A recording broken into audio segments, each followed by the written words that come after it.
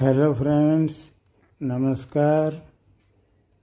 बुखार, खांसी, जुकाम, बलगम, सूखी खांसी ये तो सर्दी में आम बात है।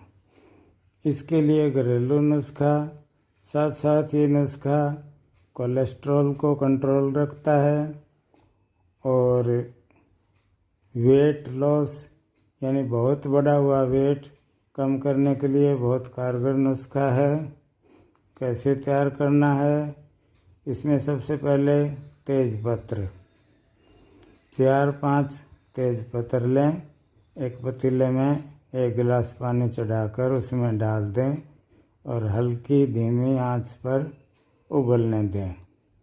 उसके अंदर आधा चम्मच दालचीनी पाउडर, 4-5 तुलसी के पत्ते, 2 चम्मच सौंफ और आधा पौना इंच का टुकड़ा अदरक का कद्दूकस करके डाल दें। इसको धीमी आंच पर उबलने दें। जब पानी आधा रह जाए तो कोशिश ये करो कि 2-3 चम्मच दूध उबला हुआ मिलाकर पी लें। शुगर पेशेंट्स मीठा ना करें, बाकी मीठा कर सकते हैं।